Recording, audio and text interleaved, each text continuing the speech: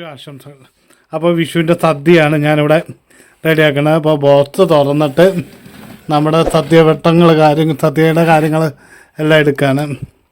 ഇത് നെയ്യ്, ഇത് അച്ചാർ, ഇതെന്താ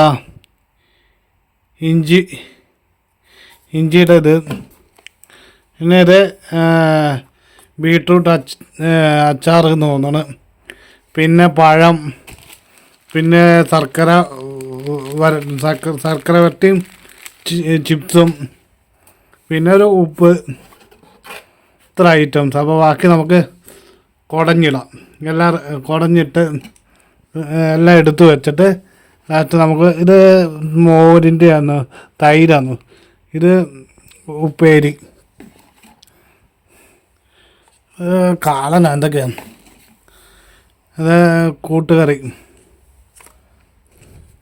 അവിയൽ, ഇത് ഉള്ളിക്കറി, പിന്നെ പായസം, ഇതും ഒരു പായസം,